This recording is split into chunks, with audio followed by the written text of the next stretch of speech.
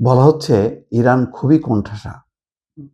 কিন্তু একটা রিপোর্ট দেখলাম, তার শিরোনাম হচ্ছে এই, শেষবার বলছি সরে যাও। হরমুজের সামনে মার্কিন রণতরীকে সরিয়ে দিল ইরানের সেনা। ভিডিও প্রকাশ তেহরানের। সেই তার মানে হরমুজ প্রণালীর কাছাকাছি আসতেই মার্কিন একটা রণতরীকে হুঁশিয়ার করলো ইরানের রণতরী থেকে। বলা হলো যে সরে যাও। অন্যান্য জাহাজগুলিকেও সরে যেতে বলল।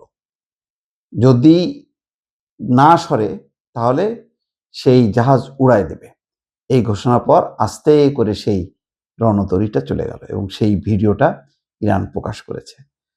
হরমুজ প্রণালীর সামনে চলে আসা মার্কিন রণতরীকে সরিয়ে দিল ইরানের সেনাবাহিনী।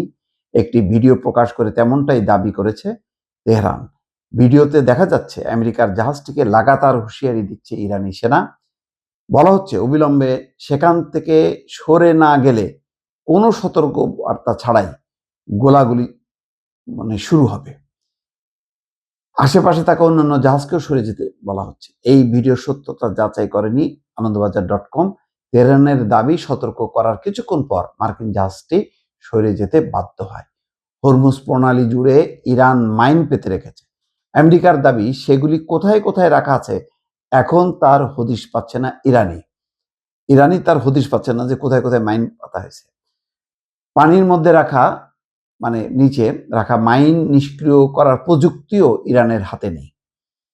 তাই মাইন নিষ্ক্রিয় করতে হরমুজের কাছে দুটি ক্ষেপণাস্ত্র নিষ্ক্রিয়কারী জাহাজ পাঠিয়েছিল আমেরিকা।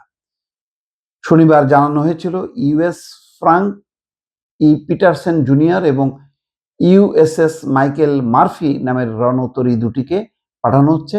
ইরানের সেনাবাহিনীর পোস্ট করা ভিডিওর ইউএসএস ফ্রাঙ্ক পিটারসন জুনিয়রকে দেখা গিয়েছিল বলে দাবি করা হচ্ছে।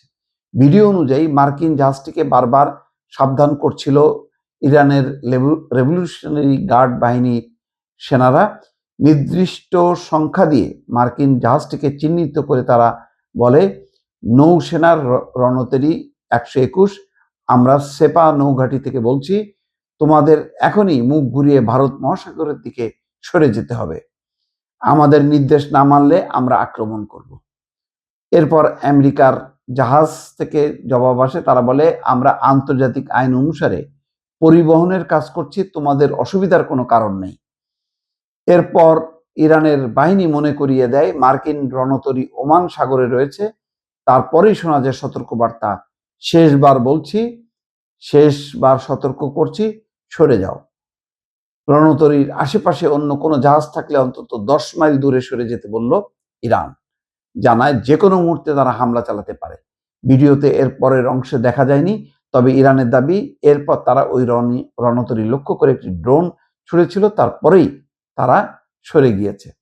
পাকিস্তানে আয়োজিত এই সমঝোতা ভেস্তে যাওয়ার পর এখন আমেরিকা অবরোধ করেছে। সেই অবরোধের জাহাজও ইতিমধ্যে চলে এসছে। এখন শেষ পর্যন্ত এই জাহাজকে মোকাবেলা করবে কিনা সেটা নিশ্চয়ই আর কিছু সময়ের মধ্যে দর্শক জানা যাবে।